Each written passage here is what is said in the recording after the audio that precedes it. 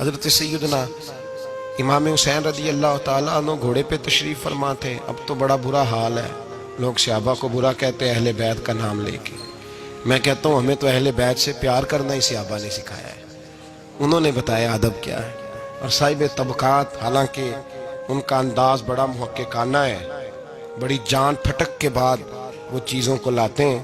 وہ فرماتے ہیں کہ حضرت امام حسین کالی سیاہ داڑھی تھی، کوئی بال سفید نہیں تھا. جناب ابو ہریرہ بوڑھے آدمی تھے، ضعیف، شاگردوں کا حلقہ تھا. جیسے آپ بیٹھے ہوئے ہیں سامنے تو میں واز کر رہا ہوں تو سامنے سے امام حسین تشریف لائے. آپ ایک جگہ بیٹھ کے حدیثیں بیان کر رہے تھے. امام حسین آئے تو تازی تازی بارش ہوئی تھی مدینے میں، تازی تازی. چھوٹے چھوٹے حوض پانی کے بنے ہوئے تھے، چھوٹے چھوٹے جو گہری جگہ ہوتی ہے نا وہ پانی بھر جاتا ہے. تو حضرت امام حسین جیسے ہی زمین پہ پیر رکھا تو پانی کے حوض میں آپ کا پیر چلا گیا، کیچڑ لگ گئی. شاگردوں اور مریدوں میں سے اٹھ کے کسی کی دست بوسی کرنا خاصا مشکل ہوتا ہے. حضرت سیدنا ابو ہریرہ رضی اللہ تعالیٰ عنہ دیکھ رہے تھے، جو ادھر لوگ بیٹھے تھے وہ نہیں دیکھ رہے تھے. حضرت ابو ہریرہ دیکھ رہے تھے، وہ اٹھے، دوڑے گئے اور پھر جا کے اپنے سر سے پگڑی کھولی اور پھر امام حسین کا پیر جیسے ہی صاف کیا تو امام حسین نے پیچھے کیا، کہا حضور آپ بوڑھے ہیں، میں جوان ہوں، تم آپ میرے لیے عزت کے قابل ہیں، میرے نانا جان کے آپ غلام ہیں، یہ آپ کیا کر رہے ہیں؟ سیدنا ابو ہریرہ رضی اللہ تعالیٰ انہوں نے پیر چھوڑا نہیں، زور سے پکڑ لیا، رونے لگے، کہنے لگے حسین تجھے نہیں دیکھ رہا، میں تو محمد عربی کی نسبت کو دیکھ رہا ہوں. تو میرے عزیز یاد رکھیں اس بات کو کہ نسبت ایک حسن ہے، نسبت ایک توانائی ہے، نسبت ایک وقار ہے. نسبت کی قدر کریں. اگر اہل اللہ کی کوئی اولاد ہے، حضرت عمر فاروق رضی اللہ تعالیٰ عنہ سیدھے سیدھے 2 + 2 کے قائل تھے، کوئی چکر ہی نہیں، بس جو مانتا ہے ٹھیک ہے، نہیں مانتا تو ڈنڈا منگاؤ، سیدھی سیدھی زندگی تھی. لیکن نسبت پر، پیار پر، خلوص پر، وفا پر حضرت عمر کا بھی کوئی سمجھوتا نہیں. امام اعظم ابو حنیفہ رحمت اللہ علیہ، امام صاحب سے سند لینے کے لیے لوگ ہزاروں میل کا سفر کرتے ہیں، ہزاروں میل کا. اب تو پرائمری ٹیچر بیچارہ جا رہا ہو نا سائیکل پہ تو اس کا شاگرد لینڈ کروزر پہ گزرتا ہے تو کئی دفعہ استاد پہ دھواں چھوڑ جاتی ہے اس کی گاڑی، اسے پتہ ہی نہیں کہ کتنی قدر والے معاملات ہیں یہ. حضرت سیدنا امام اعظم، لاکھوں لوگ، کروڑوں لوگ آج بھی ان کی تقلید کرتے ہیں. امام صاحب کا قول دنیا میں حجت کے طور پہ مانا جاتا ہے. آپ کے شاگرد کہتے ایک باغ میں بیٹھ کر ہم کچھ لکھ رہے تھے، بہت ساری کتابیں بکھری ہوئی ہیں چاروں جانب. جب آدمی تحریر کرتا ہے نا، جو مصنف کتابیں لکھنے والے ہیں، وہ دنگل کا سما ہوتا ہے، ادھر چیز بکھری ہے، کوئی ادھر چیز بکھری ہے، بڑے ان کے معاملات سخت ہو جاتے ہیں. تو کہتے ہیں کہ بڑا بکھرا ہوا سامان تھا، ہم ایک باغ میں بیٹھے تھے، کھلی فضا میں کام ہو رہا تھا. تو بعضوں کا شاگرد بھی بٹھائے جاتے ہیں، حوالے ڈھونڈو تو بخاری دیکھ، تو مسلم دیکھ، بٹھائے جاتے ہیں ساتھ. شاگرد بھی بیٹھے ہوئے تھے. تو کہتے ہیں بچے باہر گیند سے کھیل رہے، ایک گیند آ گئی باغ میں، ایک چھوٹا سا بچہ گیند لینے آیا تو امام صاحب اٹھ کے کھڑے ہو گئے، بچہ گیند لے کے چلا گیا. اب بچے کھیلتے ہیں تو کتنی دفعہ گیند آئے گی، پھر دوبارہ وہ گیند آ گئی، وہی بچہ پھر آیا، شاید اس کی ڈیوٹی یہ تھی.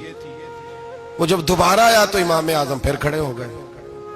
وہ تیسری دفعہ آیا تو امام صاحب پھر کھڑے ہو گئے. اب شاگرد بیچارے اکتا گئے کہ ہم اتنی مشکل سے نوٹ سیدھے کرتے ہیں، بابا اٹھتا ہے تو کتابیں پھر بکھر جاتی ہیں. 3-4 دفعہ ہوا تو ایک شاگرد کہنے لگے حضور بس بھی کریں گے تو 100 دفعہ آئے گا، تو آپ بوڑھے آدمی ہیں، گھٹنوں میں درد بھی، آپ 100 دفعہ کھڑے ہوں گے. تو امام صاحب فرمانے لگے یہ 1000 دفعہ بھی آیا تو میں 1000 دفعہ کھڑا ہو جاؤں گا. کہا کیوں؟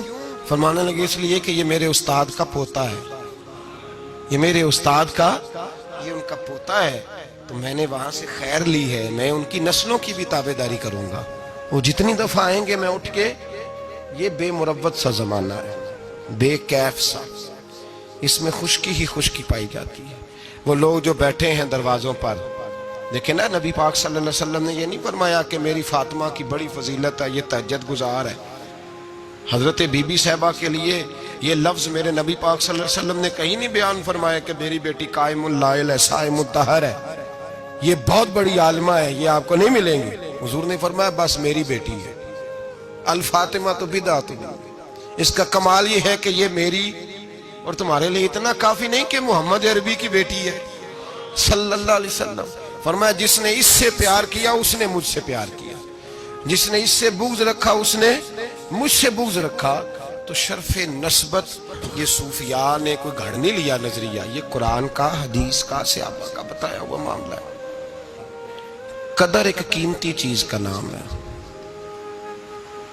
قدر والا فیض یاب ہوتا ہے، اور جو بے قدر ہوتا ہے نا اس کا فیض سلب ہو جاتا ہے. جس نے سمجھ لیا نا کہ فلاں چیز میری رینج میں ہے، میں جب چاہوں جیسا چاہوں ویسا ہو جائے گا، وہ گیا. اور جس نے کہا نا نہیں میں تو سال کے راہ ہوں، اس کی مہربانی توجہ کر دیتا ہوں، وہ بچ گیا.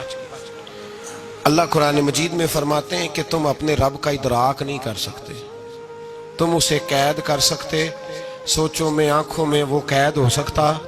اسے مانتے جاؤ، اس کا قرب تلاش کرتے جاؤ، اس کے رستوں پہ چلتے جاؤ، اسے قابو کرنے کی کوشش نہ کرنا. یہ جو قابو والا معاملہ ہے نا یہ ٹھیک نہیں. قدر کرنے والے بچ جاتے ہیں، قدر والا فیض یاب ہوتا ہے، بے قدر نقصان اٹھاتا ہے. یاد رکھیں حضرت خواجہ نظام الدین محبوب الہی رحمۃ اللہ علیہ کے خلیفہ تھے حضرت امیر خسرو، بلکہ محبوب تھے. کبھی کبھی خلیفے اور محبوب میں بھی فرق ہوتا ہے، بلکہ محبوب تھے حضرت امیر خسرو رحمۃ اللہ علیہ. تو بادشاہ کے وزیر تھے. تو بادشاہ نے کہا ایک دفعہ کہ میرے لیے دعا تو کراؤ، دلی کے حالات ذرا خراب ہے. تو کہنے لگے میں نے کبھی نہیں کہا دعا کے لیے، میں نہیں سفارش کرتا، آپ خود کسی کو بھیج دیں. نے مجبور کیا تو کسی اور آدمی نے کہا حضور انہوں نے کئی دفعہ خواجہ امیر خسرو سے دعا کے لیے کہا ہے بادشاہ نے، تو یہ آپ کو کہتے نہیں، تو آپ دعا کر دیں. حضرت خواجہ نظام الدین صاحب کہنے لگے بادشاہ سے کہو میں نہیں تیرے لیے دعا کرتا، دعا کرانی ہے تو حضرت ابو علی قلندر کے پاس پانی پت جائے، وہ دعا کریں گے تو حالات صحیح ہو جائیں گے دلی کے. حضرت امیر خسرو نے جا کے بتا دیا کہ وہ کہتے ہیں وہاں سے دعا کراؤ، ادھر سے.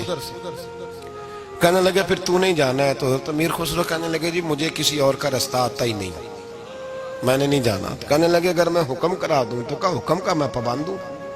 حکم ہو گیا حضرت خواجہ نظام الدین صاحب کی طرف سے کہ جاؤ پانی پت. حضرت امیر خسرو گئے حضرت ابو علی قلندر کے پاس، ان سے جا کے دعا کرائی. پانی پت بڑی دور ہے دلی سے. دعا کرائی تو کہا بادشاہ سے کہنا حالات صحیح ہو جائیں گے، اور جب صحیح ہو جائے نا تو پھر میرے پاس آئے، صحیح ہو جائیں. دعا کی تو اگلے دن ہی معاملات بہتر ہونے لگے. ایک ہفتے میں سب چیزیں بادشاہ کے کنٹرول میں آ گئیں. گھوڑے پہ بیٹھا، مٹھائی لی، پھل لیے، پانی پت گیا. حضرت سے جا کے کہا حضور میں حاضر ہوں، کیا بتانا تھا آپ نے؟ آپ فرمانے لگے تو نے دعا کے لیے خواجہ نظام الدین صاحب سے کہا تھا، تو انہوں نے کیا کہا؟ کہ جناب انہوں نے کہا آپ سے دعا کرائیں. فرمانے لگے میں دعا کروں جو ہر جمعرات خود خواجہ نظام الدین صاحب سے دعا کرانے جاتا ہوں، ہر جمعرات جاتا ہوں دلی اور ان سے دعا کرا کے آتا ہوں. تجھے پتہ یہاں کیوں بلایا ہے؟ یہ بتانے کے لیے کہ تیرے حالات خراب کیوں ہوتے ہیں. کہا حضور کیوں ہوتے ہیں؟ فرمانے لگے تیرے حالات اس لیے خراب ہوتے ہیں کہ تو حضرت خواجہ نظام الدین صاحب کی قدر نہیں کرتا. ان کی قدر شروع کر دے، میرا وعدہ ہے تیرے حالات صحیح ہو جائیں گے. انہیں قدر چھوڑ دی ہے رب کریم کے بندے کی. تیری بغل میں رہتے ہیں نا، ساتھ ہوتے ہیں، تو کہتا ہے وہ تو میری رینج میں ہے، مسئلہ ہی کوئی نہیں، تیرے پاس ہوتے ہیں. اور فرمایا انہوں نے وہ دعا کرتے تو اللہ تیرے پہ بڑا فضل کرتا. انہوں نے میرے پاس تجھے بھیجا ہی اس لیے تاکہ تجھے ذرا قدر پتہ چلے کہ اللہ والوں کی کوئی قدر بھی ہوتی ہے. ایسے ہی تو میرے بھائی یاد رکھیں نسبت کا ایک درجہ ہے، اور یہ ہم نا چکروں میں پڑے رہتے ہیں جس کی وجہ سے نقصان اٹھاتے ہیں. اپنے آپ کو سمیٹ کے رکھیں، نظر پر، زبان پر، سوچ کو پابند رکھیں، اور سیدھا سیدھا جب خیر لینے کا ارادہ بندہ کر لیتا ہے تو پھر اللہ اس کے لیے اسباب بھی پیدا کر دیتا ہے، اور جس کی گردن اکڑی رہتی ہے اس کا نقصان ہوتا ہے. اللہ ہمیں سمجھنے کی توفیق عطا فرمائے.